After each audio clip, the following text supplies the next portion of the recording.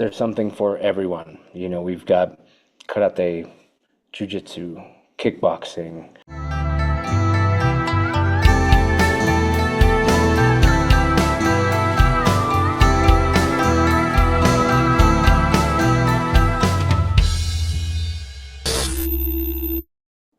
Welcome to another episode of Anxious Black Belt, the podcast that focuses on karate, mental health, and everything in between. Today, having our good friend Ken back with us. I'm gonna try to catch up and see what's in his life and my life, and I hope you're gonna enjoy it. Welcome to the show, Ken, again. Hey, hello, my friend. How are you, Les? It's so good to see you. I am good, very tired, very busy, but good. And how's your end? How's the finger? That's the most important thing. It's getting there. It's got some movement. It's got some wiggle. I forget. You do these both video and audio, right? So, Mm, um, it is pretty good. It's still painful, but it moves fairly well, and I'm able to do a lot of things. There's still a lot of things that I'm limited on, not by the doctors. The doctors are like, yeah, cool, kind of do whatever. But with its lack of mobility, there's things that I can't mhm. do. But day-to-day life, I can do quite well. Training, I'm still kind of figuring out. Mm. But you said that you had an oversensitive finger, the skin on it, or whatever to cold and Yeah, stuff. How's that going? early on, the backside was numb and the front side got oversensitive. The front side has settled down, which they thought would happen, and that's gotten much better. The backside is still kind of numb. I'll look down sometimes and I will have obviously caught it on something, scraped it up, and realized that but I won't realize it till later. I'll look down and go, oh, when did that happen? It's because I kind of can't exactly feel it, the way I do the rest of my fingers. But Mm. I think my friend. Oh, you met Raquel, this Spanish girl.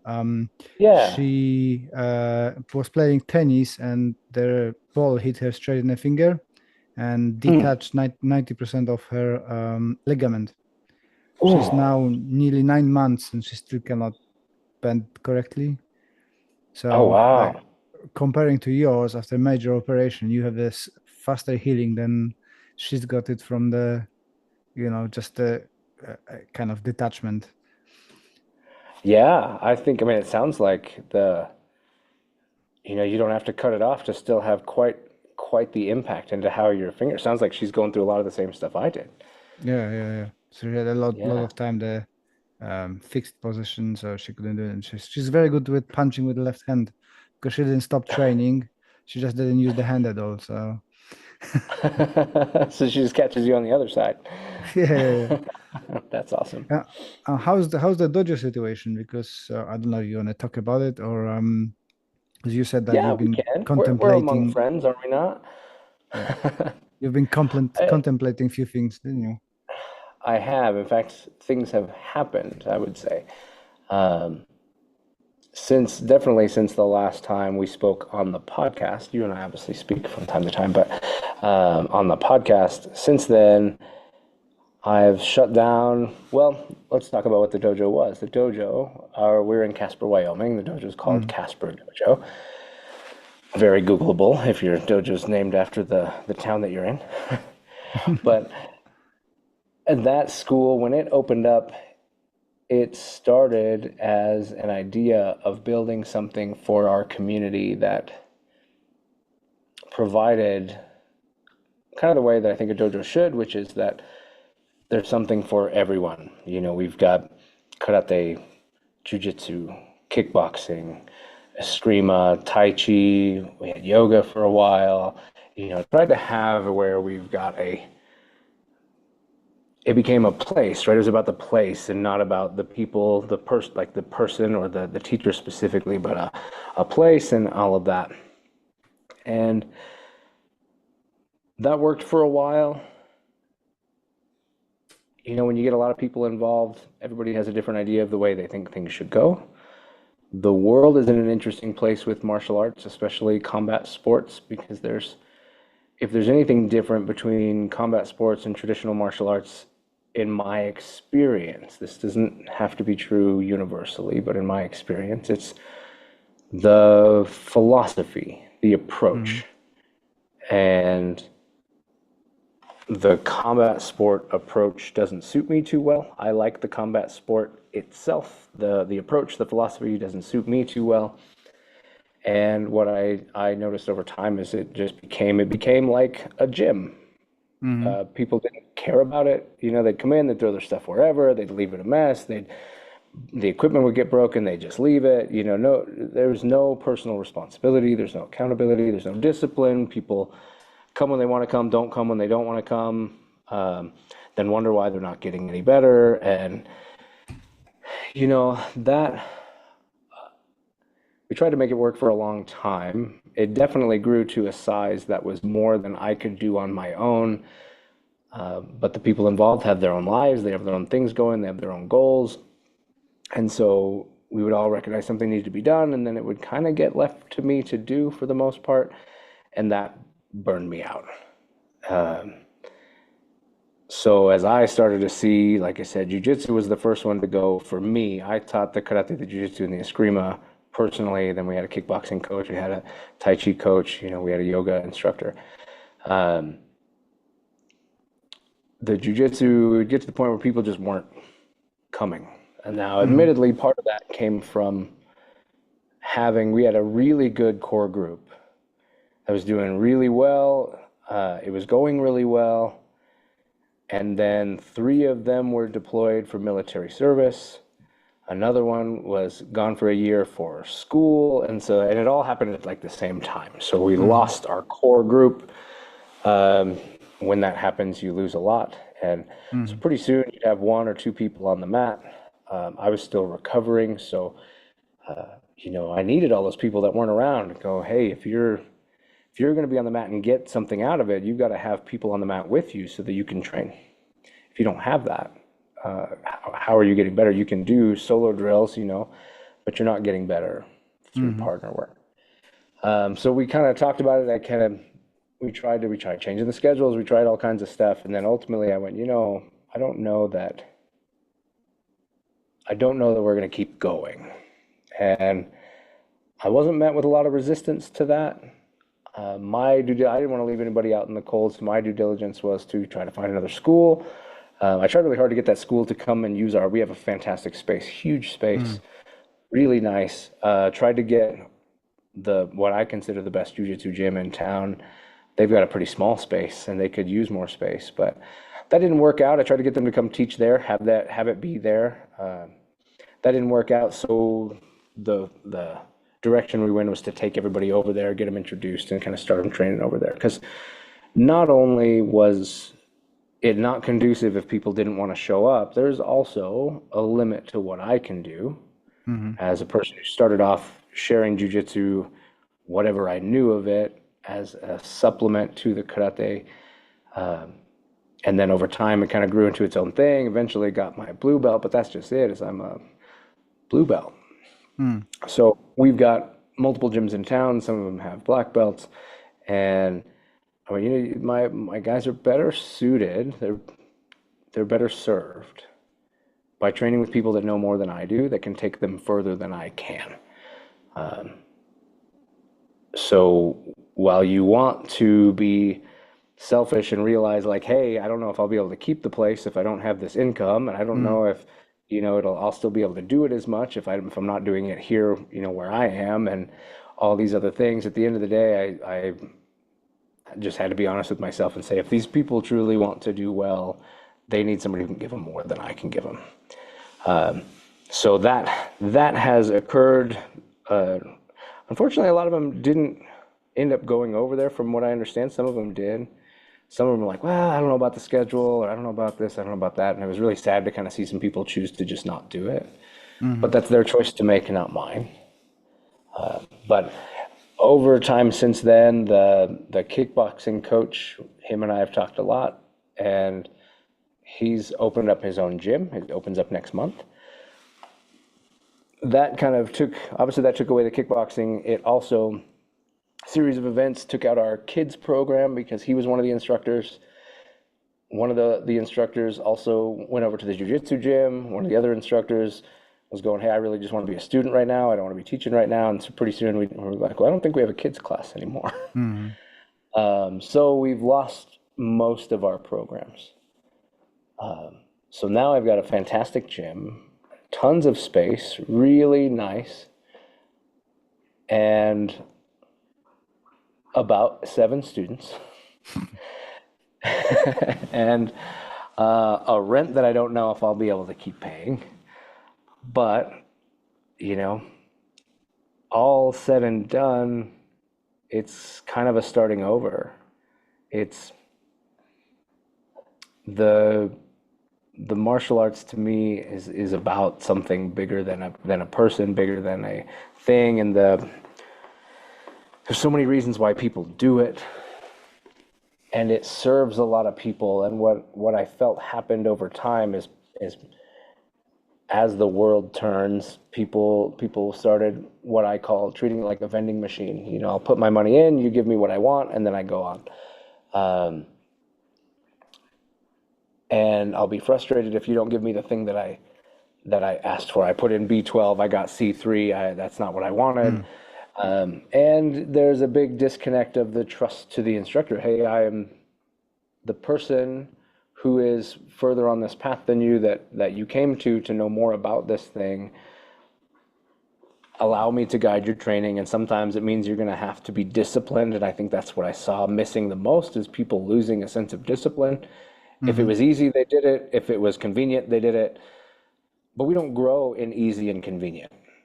We grow when we meet adversity. We grow when we have to push past the parts that are hard. And we grow when we build a discipline and personal responsibility to be there, even though, man, I just don't want to today, but maybe I will. Maybe I'll go. And everybody always feels better when they go, right? You train, you get done, and you're like, yeah, I'm really glad I came. But more and more I saw people didn't have that. So it's changed a lot for a long time, and maybe this was too much, but I was coming from a place of burnout. I was coming from a place of frustration. I went through a lot of emotions, and I'm sure that it was not just that place, but life has a way of piling things on and compounding. And for a while, we went about as traditional as I can muster a description. Sorry, we got a new puppy here. Oh, wow. Ooh, so if it looks like I keep looking down, it's because I'm petting the puppy. But so we changed. It changed to the dojo opened at 5 o'clock, closes at 8:30, and you come in and you train. And if you've never been in before, you'll get with somebody, they'll show you some stuff and you'll work on it. And if you've been in before, then you've been shown some stuff and you work on it. And if you're working on it, if you're putting effort into what you've been given, then you get more. Someone will come over and provide some correction, provide some detail, pair you with somebody, whatever. But so kind of self-led. You've been shown a thing. You've been shown a partner drill, you've been shown solo drills, you've been shown different things that you need to work on, have a place to start, but then it's up to you to do something with it. It's not up to me to make it important to you, it needs to be important to you. Admittedly, that was a big part for the karate group, that was a big part of what lost people, is they came in like, I don't know what to do. I'm like, so you've been here for, 3 months, 6 months, a year, and you don't have anything that you can think of that you might need to work on, or you might want to spend time on, or hell, you don't even want to just grab somebody and go spar for a minute and see what things come out. You need someone to tell you what to do. And, so I just watched. I like I said, to me, that's about as most traditional as it gets. You are allowed to come in, you're provided a space, you're provided some instruction, and then you work on it. And the more you give of yourself into your training, the more it and others give back to you. And so that's what we did. That's also where I lost a lot of people, as you might expect. But it also showed me who stayed. And that put a lot of energy back into me. I had one student in particular that while we were training one day, there's one day that I sat in the corner, I read a book, I kind of watched what people were doing, kind of paid attention, like what kind of choices are you making, what things are you doing, but I'm not specifically being that involved. And when he got done, he came over and he bowed to me and said, "Hey, thank you for making the space available for us."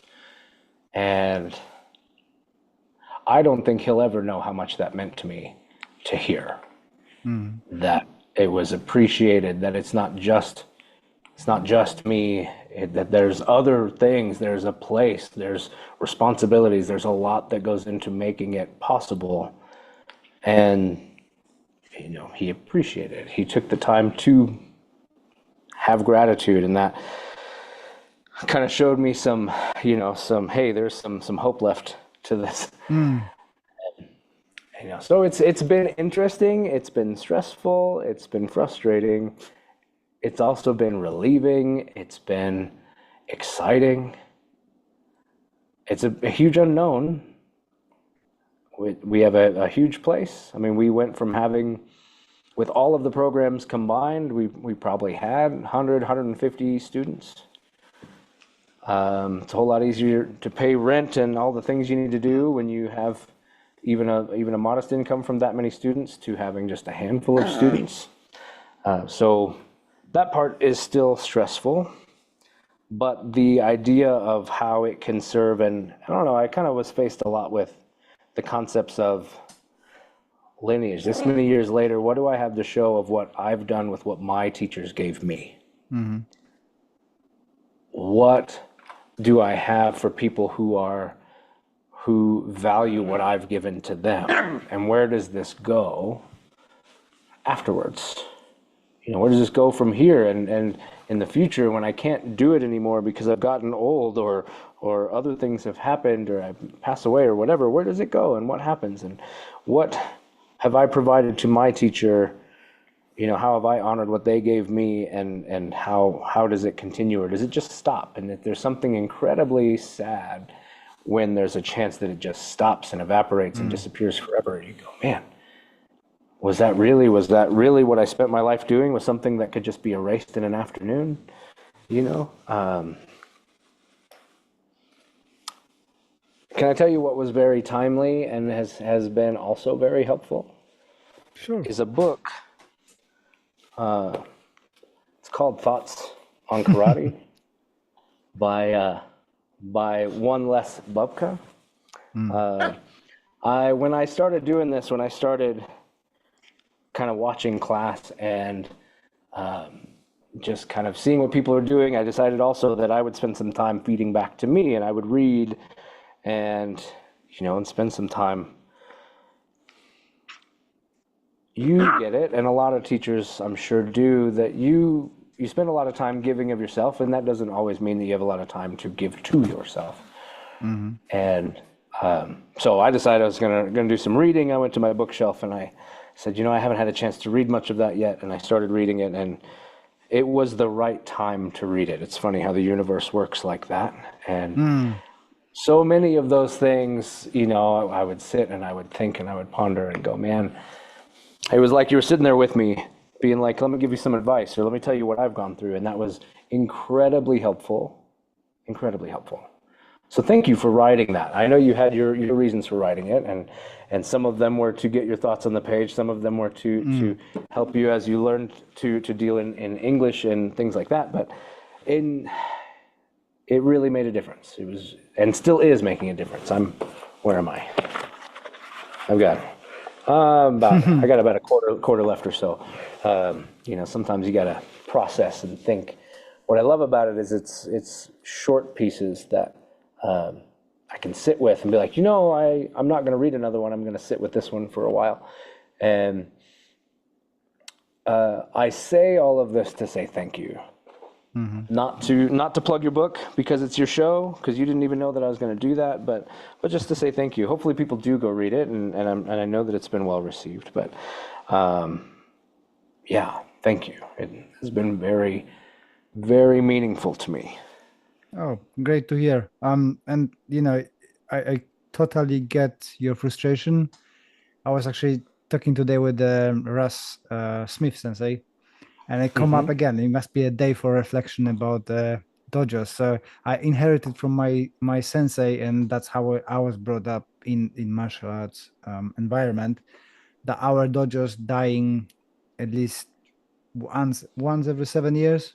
It's total crash, and we're rebuilding it. So in UK, I Mm, started in 2007, and there's my fourth dojo I'm rebuilding from scratch.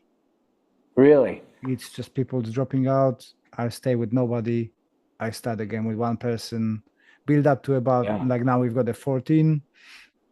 And richly last week, not last week, 2 3 weeks ago, we had a chat with people where I said to everybody, sorry for swearing, you can fuck off if you don't want to train. I Yeah. literally, because I just got messages. I've got 14 people, and message after message. Oh, I can't make training. I can't do this. I can't come. And I've got two people in a dojo. So I said, listen, I'm treating like everybody down. There's nobody in the dojo. I'm training for myself. You can all fuck off if you don't want it. I don't care. You here, we're training. You're not here, I don't care. Don't tell me that you cannot, you want to pay for a tuition, you're paying for space being available to you, not for me to, I don't know, worry about your problems. We all got the problems, and it happens that you cannot turn for training, and sometimes I cannot turn for training either. But it's just like, Yeah. if you're not giving any commitment to it, then why bother? Yeah. And how does it serve you? How do you get, I mean, you started it for a reason, some reason, it's your own reason.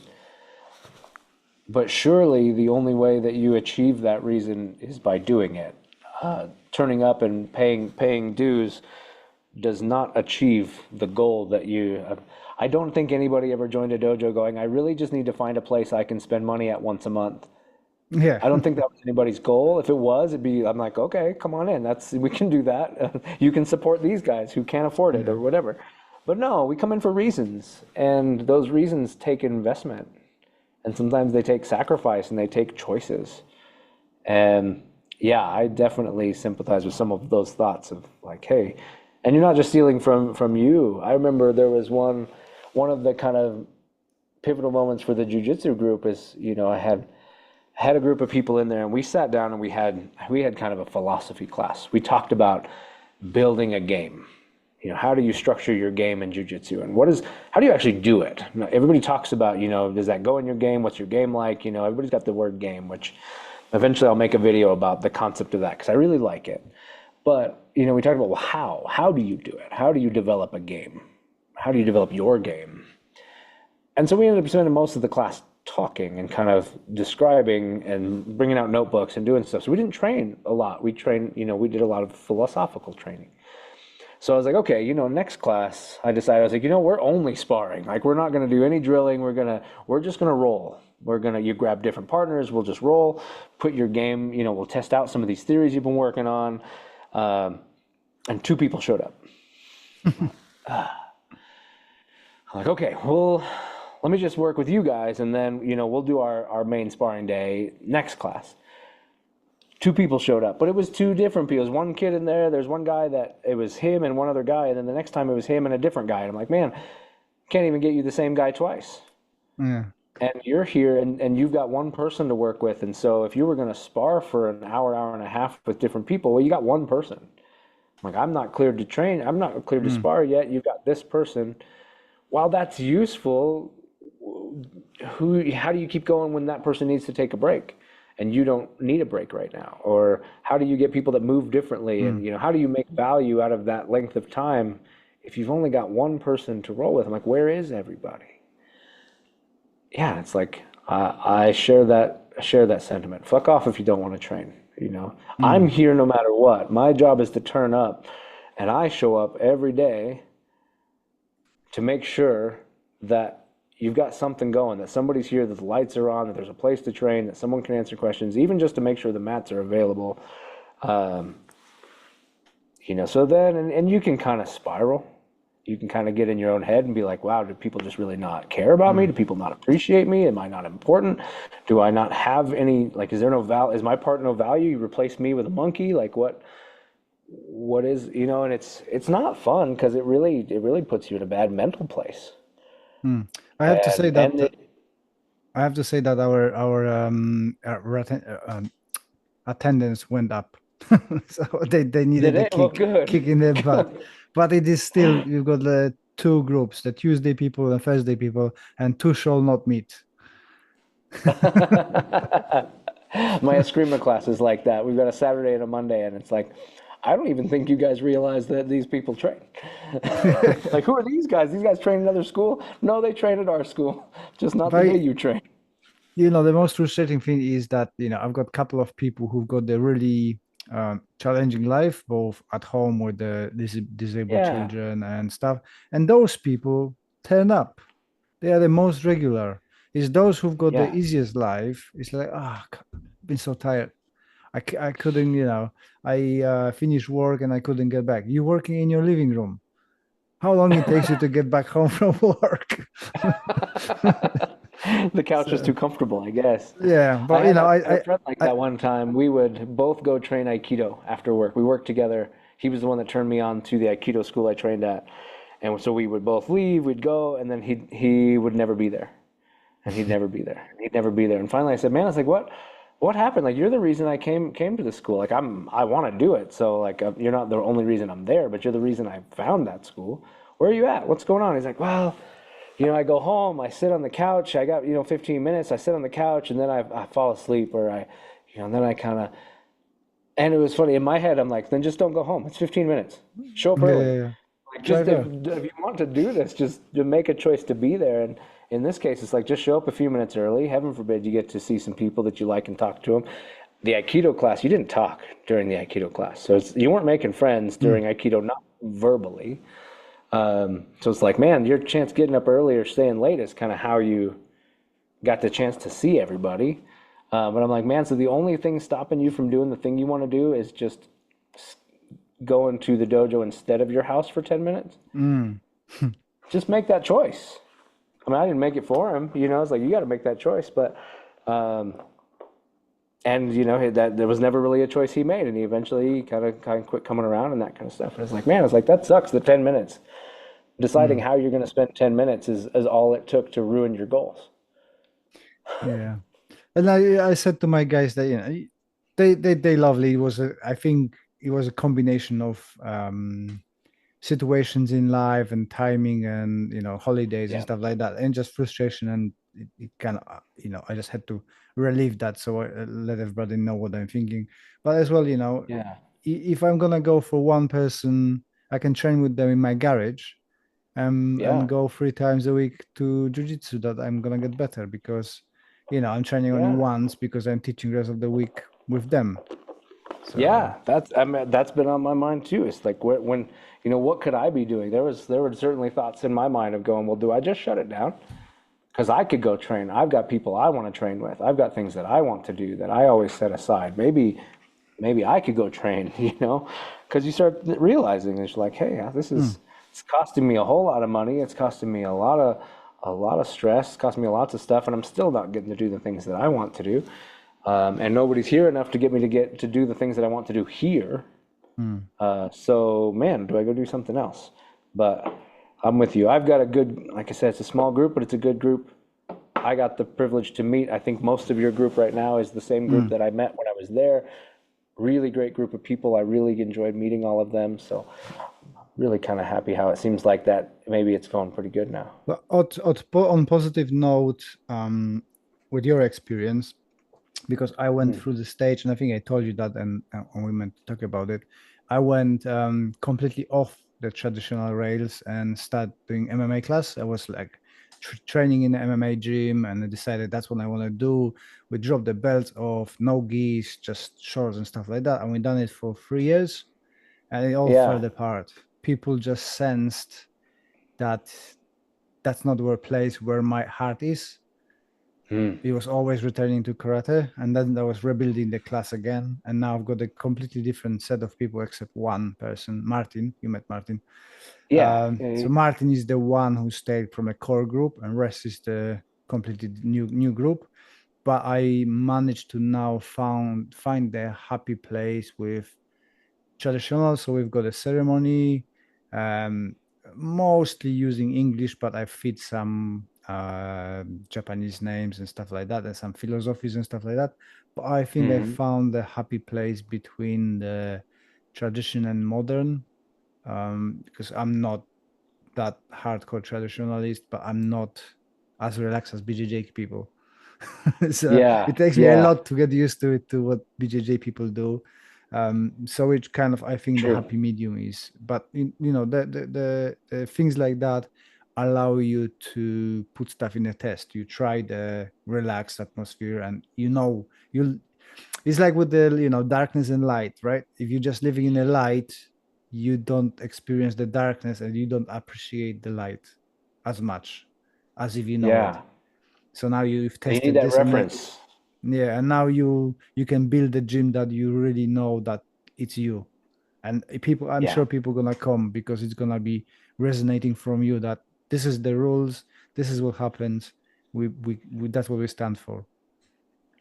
Yeah. I tell you, if any, what the thing that maybe frustrated me the most was knowing that I was not even maintaining my own standards in an effort to try to have people be excited or be whatever to do that for them. I fell into the trap of going, well, if I can make it fun, if I can make it exciting, if I can make it these things, if I can make it whatever I think people want or whatever they tell me they want, um, I found that it was harder for me to actually just maintain the standards of what I expected. And Yeah. what's funny is the people that do stick around that are rising to those standards, you know what they have? They have fun. They're excited to come. They like doing it. And I'm like, man, well then that's so much more worth it. Like, let's do Mm, that. And I think talking about tradition versus modern, and it's like I think traditions are important. I think having traditions are important. I think them being the traditions that we've always had, maybe less so.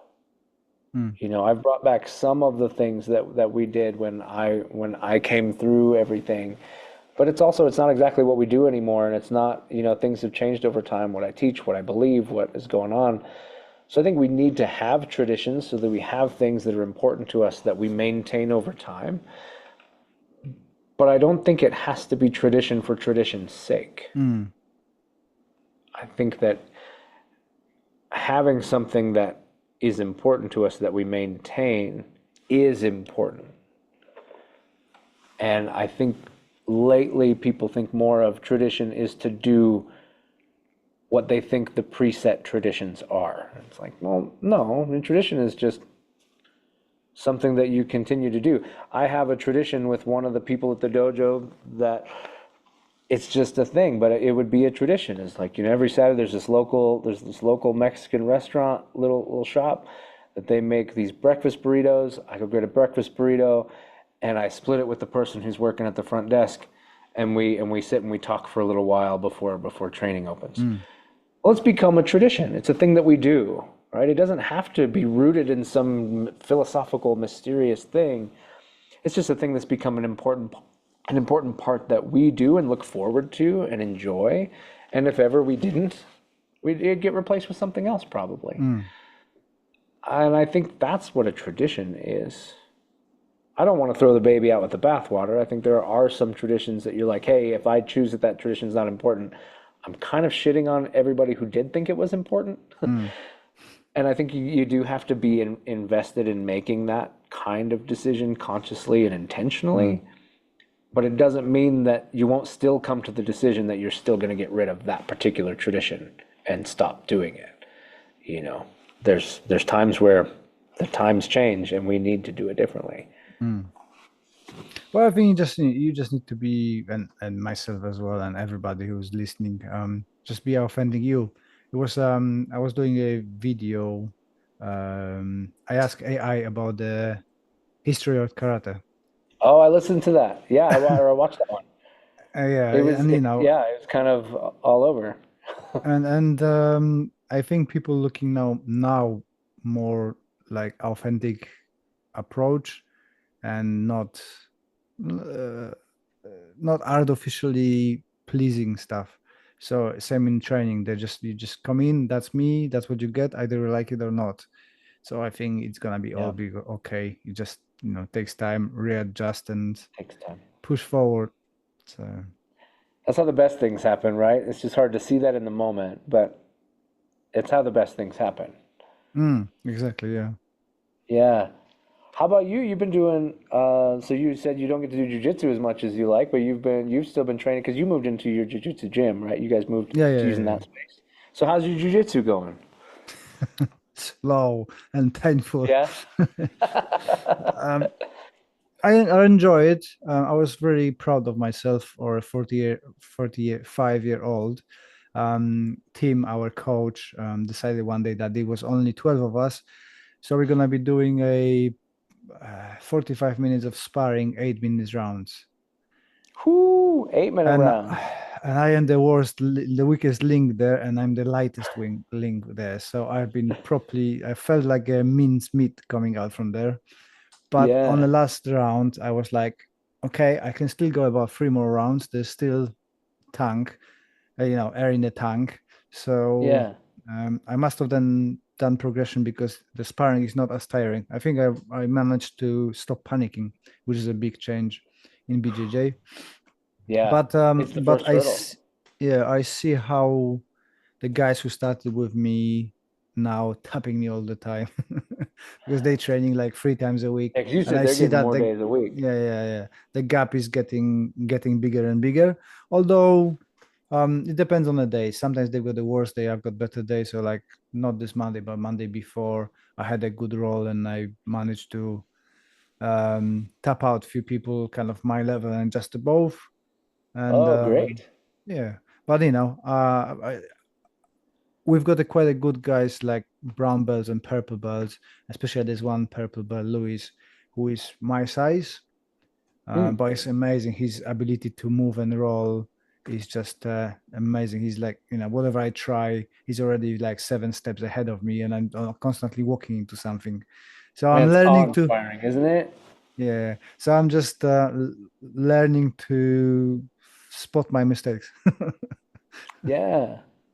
That's But cool. I enjoying it, and it's a good way of doing cardio and like overall strength, and the team is really nice. Oh, There's good. really nice people, and there's no, maybe because there's not many young people, nobody tries to rip your limbs off, and learning, and they understand that I'm 45, and my my youth is gone, and I'm not as fast and stuff. But yeah, the most difficulties I've got with long people. We've got few people who are very tall, and it's just Mm. passing their legs, and they keep trapping me, and just I'm too light. They keep throwing me about. So, but it's all Oh, good. sure. Yeah, but Yeah. There's so much to gain. I love that you're doing it because I feel like there's so much to gain in that thing you described where you're just going and going and going. And I think jujitsu has done a good job of showing that that is still a thing we need. We still need to go up against something difficult and fail mm, and do that again and again and again and again. And it's probably too general to say, it feels like the world has, but lately it feels like that's not a thing we do anymore. Instead of you go mm, up to it and fail, and it's how do we adjust it down so that you're not failing anymore? And it's like, no, failure is important. Because if nothing else, we got to learn that we don't stop having value when we fail. We might not be doing what we hope to do, but that's still something we can learn to do. And we can also, sometimes it's hard because we fail and fail and fail. And maybe, like you said, you're failing to the same people over and over again. It's like, but they're getting better too at the same time. You're mm, not failing to the person of them 6 months ago. You're failing to the person of them now. So even if you're still failing to the same person, well, if that person's training as often as you are, they're not the same person. You're a new mm. person and they are too. And we can lose sight of our progress. But it's happening though, right? Yeah. So I I recorded a video today that is a bit about progress and that because that's been on my mind a lot too. Is how do you stay motivated and how do you look at your progress objectively? Thinking back to what I had to say in the video, I don't know if I'll get that particular point across, but I'm a little out of practice making videos. But hey, it's coming out, so it's gonna happen. I gotta get back on the wagon. So, but that's what it that's what was on my mind was progress and being able to measure your progress. And I think without the ability to measure progress, how good are you doing? Mm. And are you still heading the direction you want to go? It's hard to tell. Yeah, on the matter of progress, you've been here what, 2 years ago or a year ago? 2 years ago. Yeah, it's a year now. Liz just told me that we're coming up on a year, Mm. which is crazy to think that it's already been a year since it feels like yesterday.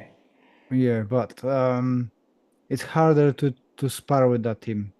They made leaps. We switched to a sparring. Every session we do half an hour sparring, and Hmm. it's getting it. The people, especially Nick and Sam, the big Sam, they done a Oh yeah. huge jump. It's just amazing. It's amazing, and it's fucking hard because I'm a lighter and I can't kick high. Nick is just demolishing me, and he's got Oh a man, and they were good a year ago. really good So I'm feel. afraid of it now. Yeah, yeah. Nick is going actually in a week's time for his first dan. Um, Oh, great. yeah, Oh, that's display. awesome. So Marek, my friend from Jukado Kempo, coming over, and we're gonna look at Yeah. them. And got two other people who I don't know if they've been on seminar with you. Matt Dixon, sorry, Matt, and Gemma from a Reading Tanoshi Karate. And they Mm. join our association, so they're getting examination under us as well, for Oh, their cool. fair done as the leaders of their organization and their independent style. So it's on positive note. It's growing. Yeah. But yeah, I'm just amazed with people. It just shows if you turn up and you regularly spar, you just get better. Yeah. Um, and we done a huge change in our syllabus. I think we talked about it. That maybe not. Maybe that was after you left. We are not doing now the technical syllabus. We're doing a Oh, skill-based syllabus. So okay. our Talk to me about 10th, that. How does that work? 10th cues, break falls, Hmm. 9 cues, break falls plus basic strikes, basic kicks, combinations, basic takedowns. So I have some flies flying. Um, basic groundwork, more advanced stuff, combination. By the first dan, you need to be able to handle yourself in a sparring all around. You don't have to be Mm. perfect in it, but you need to hold your ground and new escapes and stuff like that from the floor. From first dan, you can choose which kata you want to explore and get better in that area. So now we've got only 3 katas to the first dan. So it's Naihanchi, Gyakusai Dai instead of all pinons, and Tensho because it's my kata, favorite kata. So Yeah. everyone needs to learn it. So it like fundamentals till the first dan, and then we can dive deep in whatever you want. By the third dan, you need to have a free favorite kata that you are digging in, and that's Oh, it. that's cool. How do you feel? Do you feel like that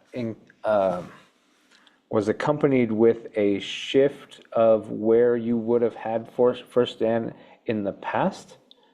I can't believe I said first Dan. Ugh, first Don. Uh, that first Dan, Daniel number two, Daniel three. Um, do you feel like that also encompassed a shift of where that would have been in previous syllabus for you, or is it still land in the same place, just structured different? I think it's gonna be better. Mm, Not in a sense of quality of movement, but a sense of practical utilization of your skills. So we've been. yeah, It's not my decision. We sat as a group and have a chat about it, and we establish what is our goal as a group. Do we want to yeah, look good with kata and be very traditional? And the guy said, well, we actually enjoy sparring. So, okay, so you need to be able to handle yourself, and that what you should be able to do after 10 years of training, right? Even that yeah. once or twice a week. And we stick to that. And if the sparring is measurement, the guys are already better than the students that I was going with my teacher after 5 years where they would to be. It's just more practical. Yeah, And that's and cool. and in that way gives you something to do after first dan. Because in our old syllabus, you had all the katas to a first dan and advanced katas, 5 advanced katas later. So you had 18 katas altogether, which is way too Yeah. much. And you don't have I, time if you want to do groundwork and everything, right? I Um, definitely agree. If any part of tradition needed to go, it was just the piling on of things. mm, Is not, and I don't think has ever been or ever will be the best thing to do to make someone good at a thing.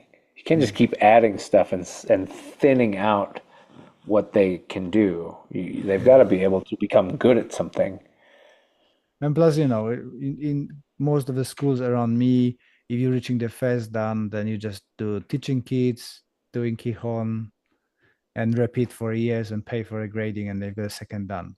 And I want to have people who study because, as well, through that 10 years of hard training, people getting older. And then there's a time, like for myself, now I like digging the kata. So you've got something to go for. You understand the concepts, you know how we're fighting. You can apply those katas, you can do research, you can choose your own style of the kata and dig deep in those and play, right? And gives you something to do after that first dan. We've got only technical till fifth dan. So you've got another years to go and play with. There's so many katas that you can choose. But I'm gonna record tomorrow because Nick is a Shorin-ryu, is the Matsumura Orthodox Shorin-ryu, but Hmm. he was training Goju-ryu as a kid, and Ah, and we've been thinking. I said to him, you're training for nearly 30 years. It's time now to make your own karate. And in our syllabus is for first dan is Seiyenshin kata from Goju. hmm.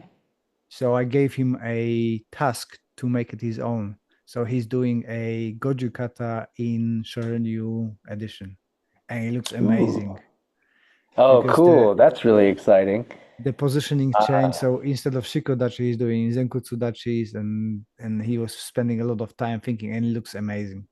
I'll try to record it oh, tomorrow. I'll send it to you so you can have okay. a I was look. gonna say you're recording it tomorrow. Okay, cool.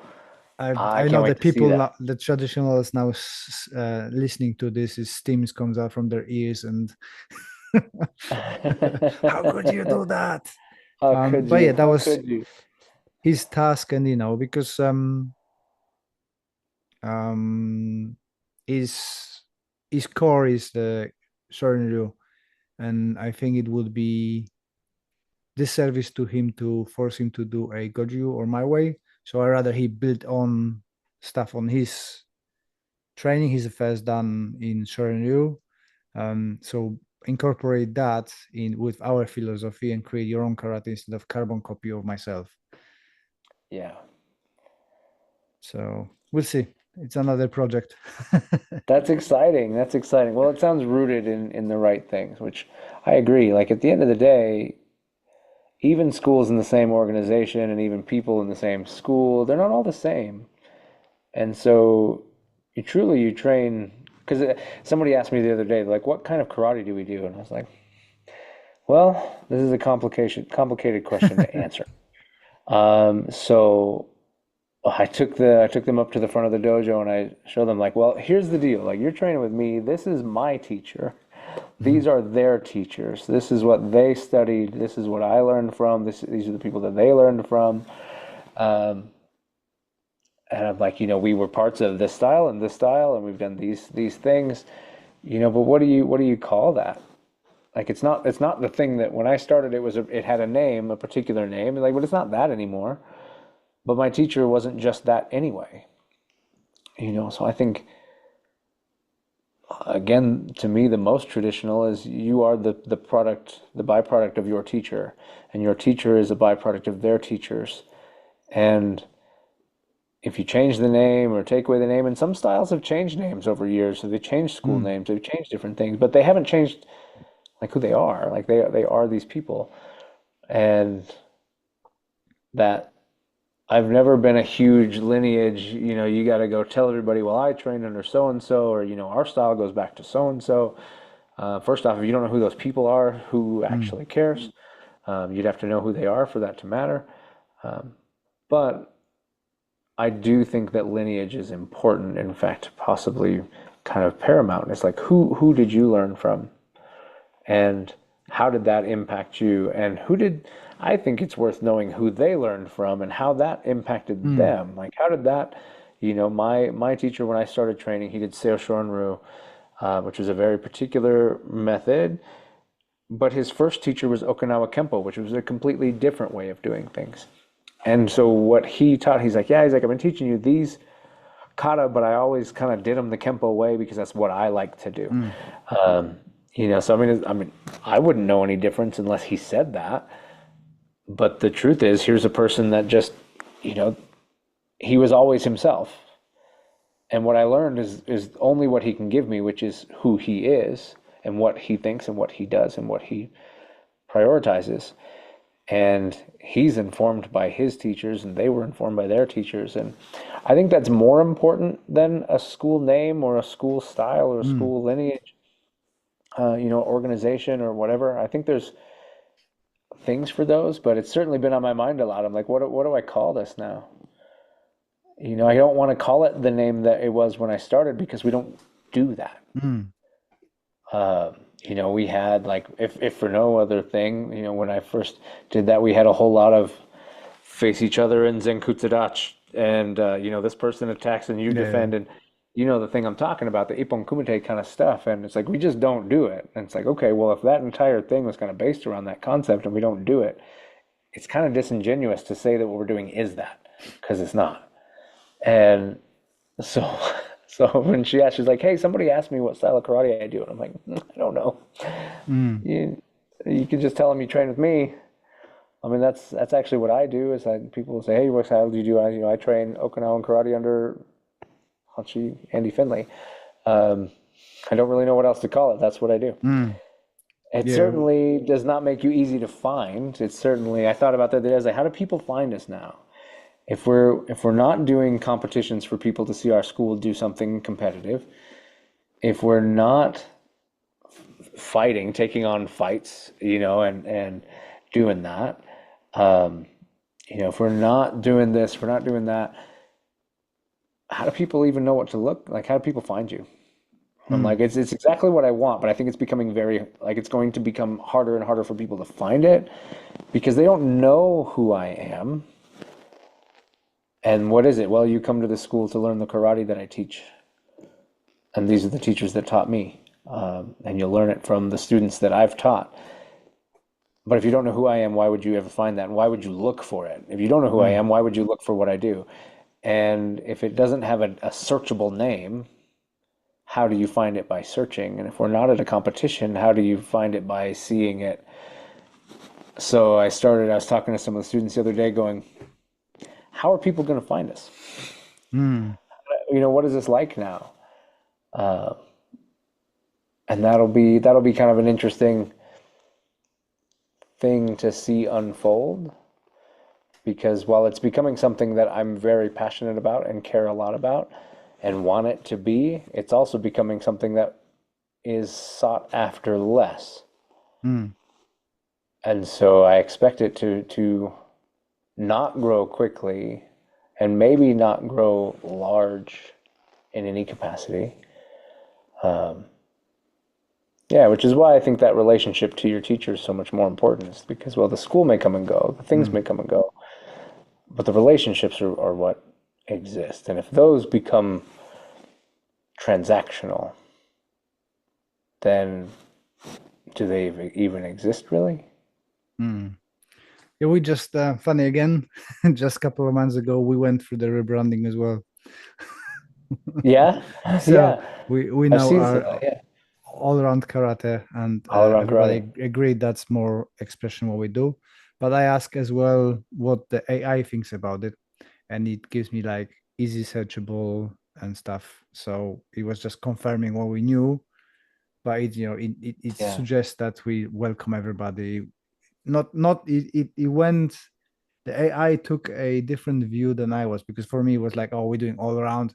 That means we're doing the stand up, groundwork, and this. And the yeah. AI seen it as, oh, you welcome all abilities coming to grab, which is our core value anyway. So subconsciously, I Hmm. choose that name, So we tried it and it bumped us on local karate Google searches up by 2 pages.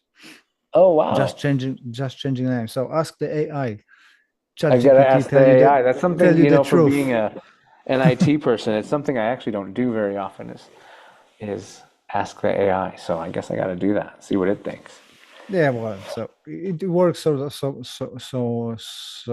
for us. So we'll see how it goes. We Yeah. got few new people coming in and stuff. But the other thing we changed is that we're not looking for beginners. I was Mm, talking with Don Kame Sensei, and he said, "Listen, you're doing seminars, you're doing teaching this. Position yourself as a somebody who is advances people's training instead of beginners, because beginner there's training. such a huge competition for beginners. Don't go there because it's saturated. Every club is fighting for beginners. Position yourself for people advancing if they have a first dan and they do beginner stuff all the time, just teaching. Put yourself in that and do a small group. So from September, we're starting Yeah. campaign to not steal students from other clubs, but maybe like beginner Yeah. coaches want to come and explore stuff that we're doing, Yeah. Kind of and we're doing. augmentation, like supplement. Yeah. So I'm trying to position myself a bit higher, um, to attract people who already got the experience. Plus, we're trying to do a networking Cool. once a month with an open session, so everybody's welcome. We've got 3, 4 clubs coming in at the moment. But it goes 12 people, sometimes 6 people. So it's very difficult here. I send the invitations about seminars to about 16 clubs around me. Only one replied. The rest is like my little bubble. I will not go anywhere else. So, but we're gonna Right. break that through and push and Yeah. fight people who want to have fun and not no ego, not ill intentions. Just come in, chat all karate, like the BJJ guys do, right? Everybody can come in and just have fun. You want to do sparring, you spar. You want to do chatting, you chat. You want to do bunkai, you do bunkai. There's always Hmm. somebody here. So hopefully it's gonna hook on. Yeah, that sounds awesome. Wow, it sounds awesome on the paper, but it's not so awesome in the gym when there's only a couple Yeah. of Well, people you just have to coming. see. But We're gonna have to check back in and see how it goes after it's been a little while. mm, yeah, but we're getting really busy with a community stuff, so it's a lot of things Hmm. behind the scenes. I don't like being in the office, and I created myself an office job. You did. You did. Writing projects and stuff like that, and it's again detaching yourself from your work is very difficult because you write a project, you get the refusal, and you take it personally. Yeah. Which at the moment I've been on like a conference for a charity sector, and they said it's the worst time for a funding. 90% of Mm. applications are just refused because there's not enough money to support everybody. But you're still taking it personally. Oh, what could I do better? What is this? What So I'm getting better. We got our first. Actually, I announced it today. We got £2,500 for free sessions for a year. So people from Guildford, parents with difficult children, can have a respite with us, come and train, and we got funding for a year, Oh, which uh, great. which is good. And a few other projects starting up now. We're getting hooked up with a local police, local council to do a youth combat sessions. So Hmm. the difficult young offenders can come in and have an introduction to martial arts. It's going Muay Thai and BJJ, and karate is gonna be like over my company gonna be overseeing, hopefully, but I don't know if we're gonna get funding or not. But it's a lot Oh, of great. like police and high sheriff and stuff like that jumping in, and we're all trying to get as a cumulative I can't pronounce it. Like working together to help those kids. Yeah, So we'll see how it goes. But hey ho. that sounds awesome. Mm.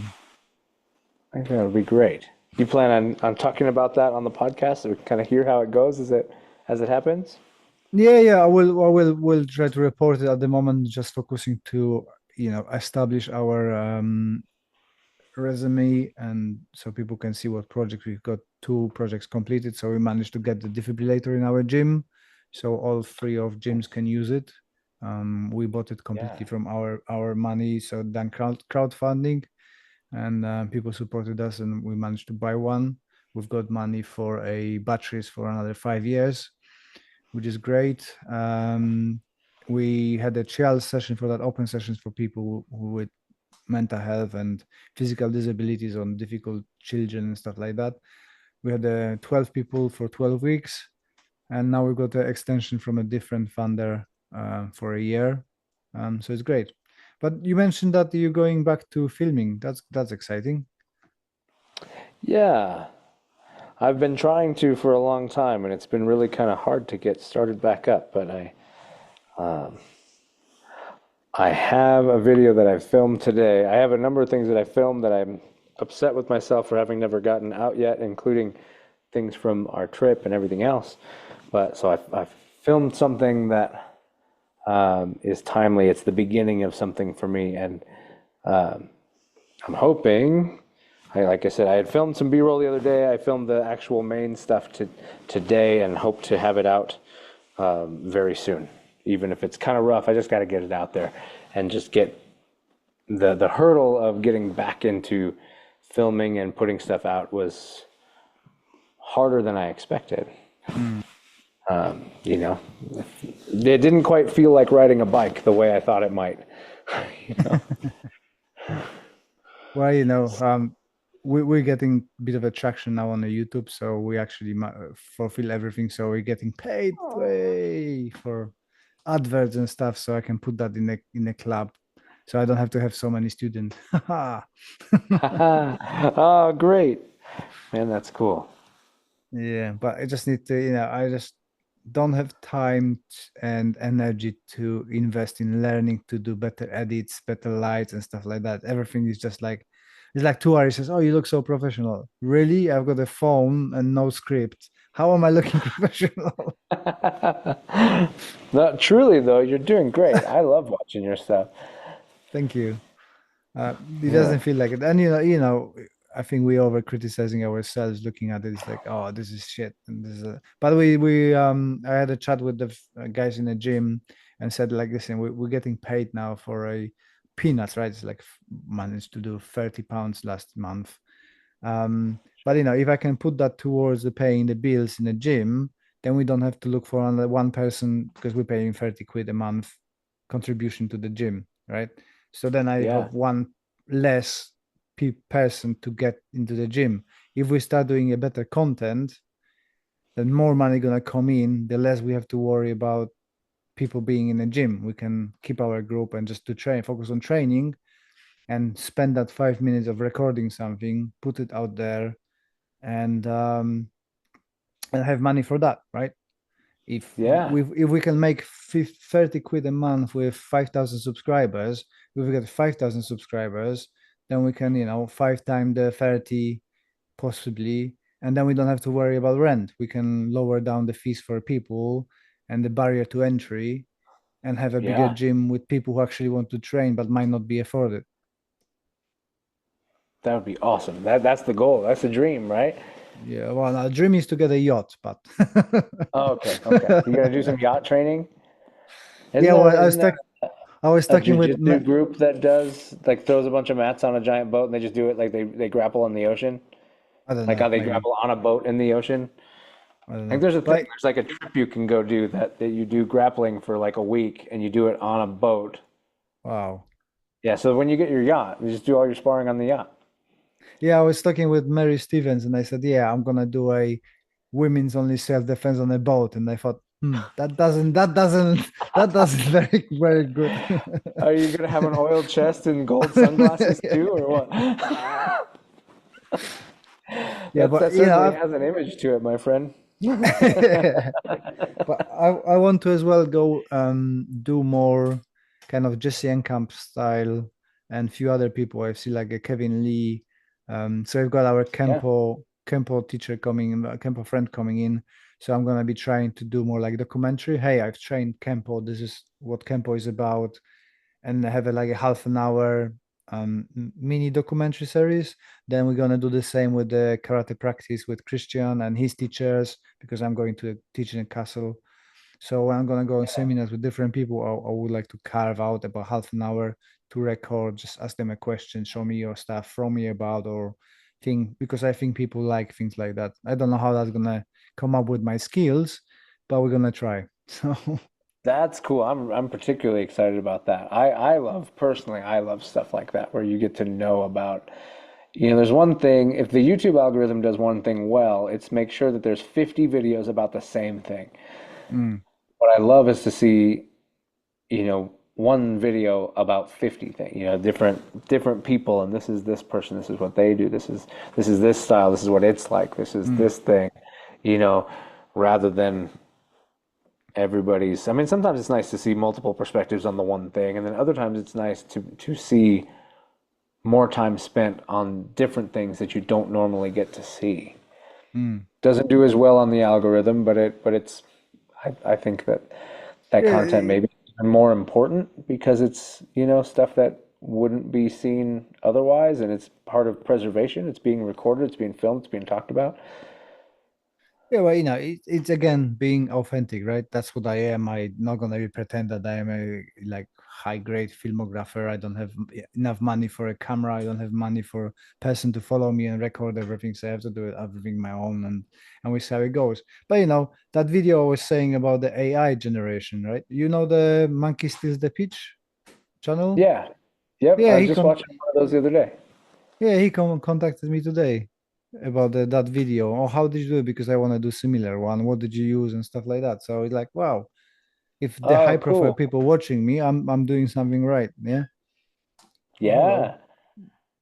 Man, you know the one that I hope to see more of that I don't know how much I just got so I'm dealing with a bulge disc in my back. So on top of things, like I'm even one more Mm, reason not to be training as much as I'd like right now. And so I went and bought a Meta Quest 3 virtual VR headset mm, so that I could throw some heat on, lay on the couch, but still get some work done, hook it to my computer to be able to work on stuff. But take the pressure off my back. Well, I popped into YouTube, and when you're in YouTube on a VR headset, there's an entirely new section or a separate section called Spatial, and it's videos that are filmed in like 180 degree mm. three dimension VR. And one of them was a video on Pak Mei Kung Fu, and watching video basically as though you feel like you're in like on the mat with them. Things are moving towards you and away from you and around you. Yeah, I want more of that to exist. That was cool. It Yeah, was but really cool that to comes see. with the investment, right? You need to have a right camera for it and stuff like that. So, Yep, that's a thing. And I hope that there's enough people that want to do stuff like that who also have that kind of equipment. Because I mean, the cameras aren't crazy. I think a lot of times they're using like Insta 360s or anything that mhm. might shoot at a 360 or 180 degree can be posted in that way if people choose to. Um, so I think that the technology is becoming more and more available without it being a crazy cost. It's certainly an interesting way of recording physical things. When you and I film with our standard cameras, we're filming a flat thing. We use light and we use other things to try to give it a third dimension. Mm. But the truth is it's flat.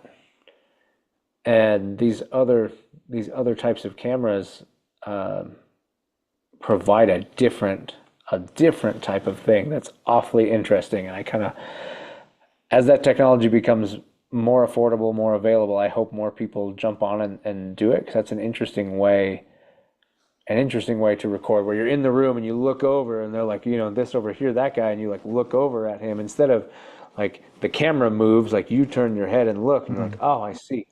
And he starts going this way and you see him go over there and you see him come back this way. It's just different. It's very cool. Yeah, that's what Lauren, my daughter, decided that she wants the from Santa, the VR set.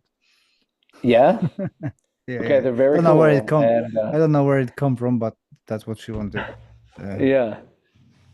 Yeah, well, if you end up putting one of those on your head at any time, pull up YouTube and go watch that Pak Mei video. It's very cool. Mm.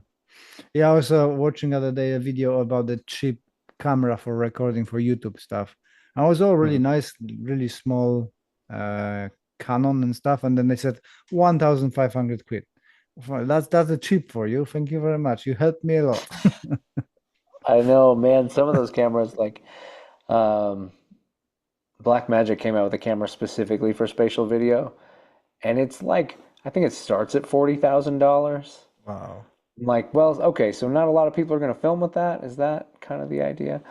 I know some of those cameras are crazy expensive, and then people rent them to film a thing. But um, yeah, I'm glad our phones have gotten as good as they have Yeah, because I it's way just more accessible, it's way easier to use, and people are way more likely to have one. yeah. I just switched back to the Android. I got myself a Nothing phone, which is a British company. Um, Yeah, you've talked about it a little bit. You're liking it? yeah, I love it. It's really, and it's got a like cool glyphs, so it's got like different lights, and it's kind of designed to put you off from being on the phone.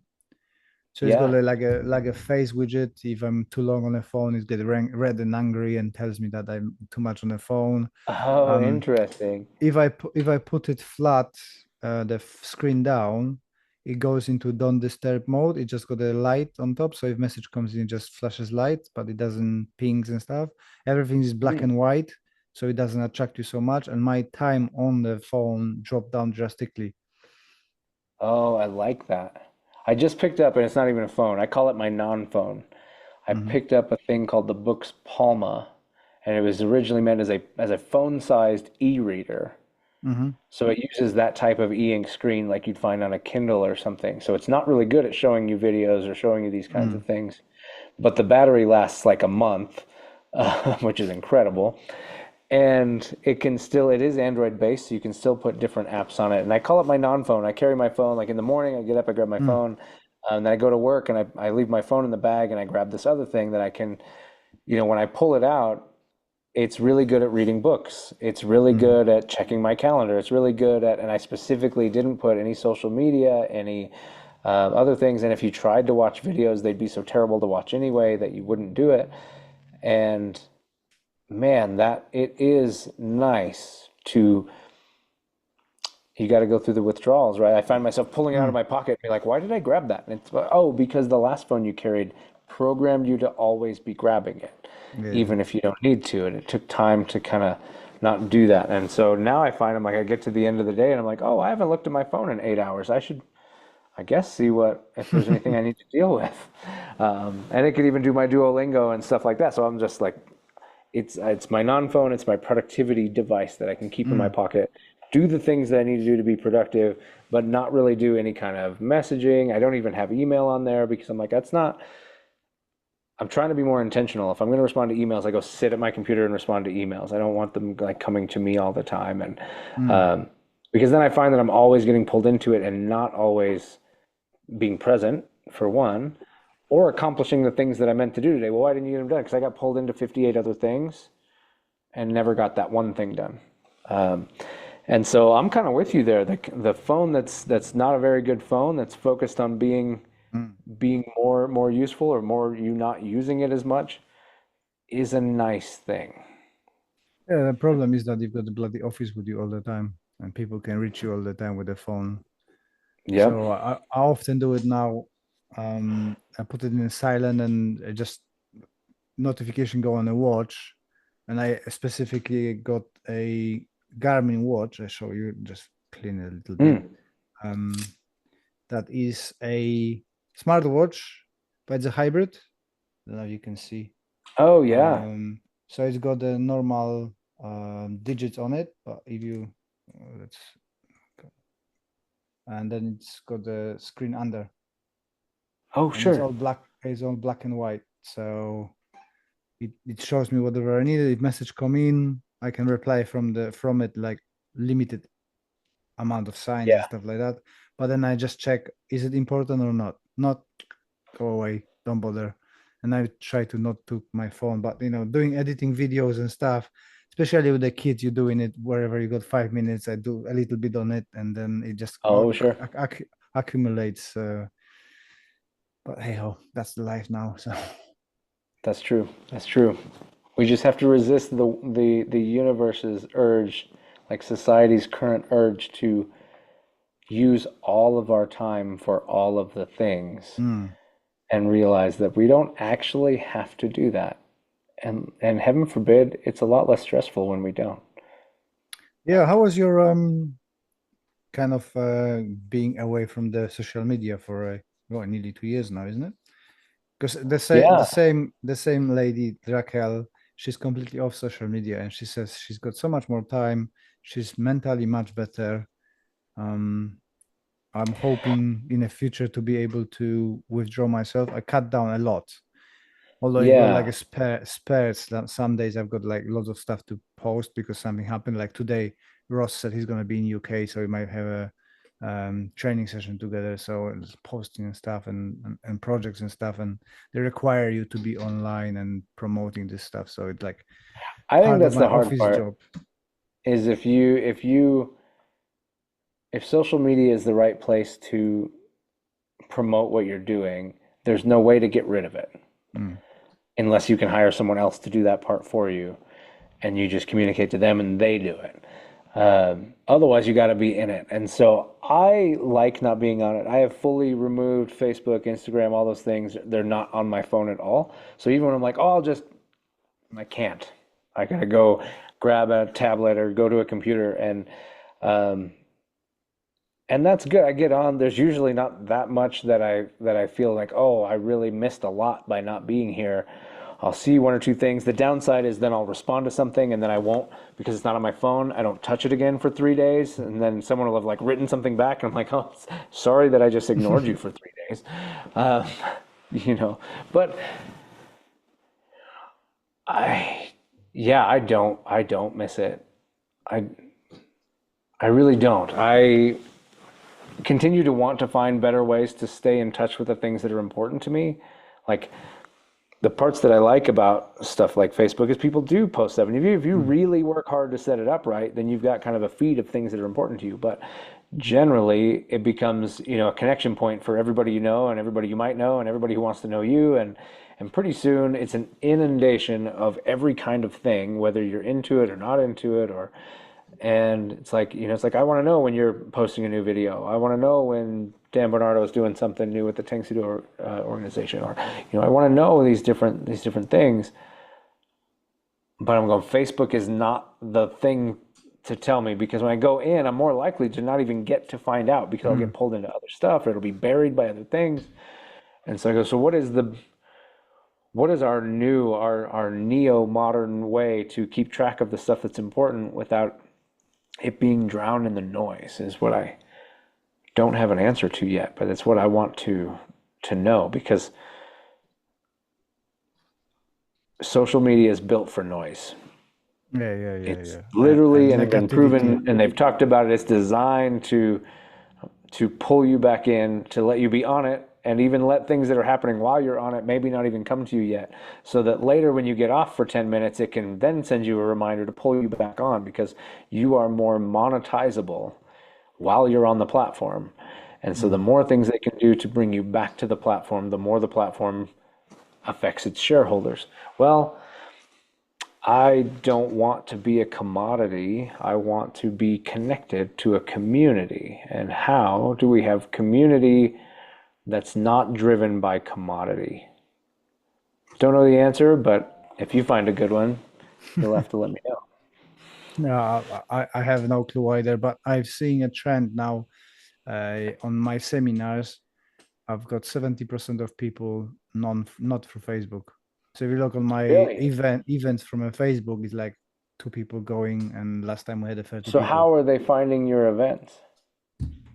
They either getting the notification from the Facebook, but they choosing Mhm. not to register through Facebook, Okay. or they Yeah. looking on my website, or from a podcast because I often saying stuff, or from my Yeah. email, or from Yeah. people, Because or like you from got the your newsletters and stuff like that. yeah, yeah, or through the teachers who I'm training with, or the clubs who invited me, and they organizing stuff. But I've seen less and less people responding to the events through the Facebook. It's Yeah. interesting though, yeah. Interesting. It is. And a little bit exciting, because it's like, oh, does that mean that maybe Facebook's not how we have to do this stuff anymore? Mm. Because that'd be I, kind of I nice. I'm doing an experiment, but I will not say on the podcast. I tell you when we finish, Well, because yeah, okay. I think it's gonna work brilliantly. But if I tell you, then everybody else will know. That's right. That's right. And then that's not a very good experiment. No, no. But yeah, I think it's gonna work brilliantly. But yeah, Way cool. I'm Very really cool. looking forward to your videos because we've been missing you and your thoughts because it's always interesting. I'm Ah, looking thank you. forward to spoiler for those who might not know. He's gonna be on a conversation on karate podcast as well. So I'm looking forward to listening to that. And yeah, don't be a stranger, sir. Yeah, can't be a stranger. Last two, by the way, on Conversation Croy, because I've been on every 10 episodes for a while. This will be episode 90 is what they're up to. And episode 100, there's a special thing happening with episode 100. So we're getting Cool. awfully close to that mark. Those guys have been kicking out episodes over there. So yeah, I'm looking forward to being back and hopefully reconnecting to a lot of people.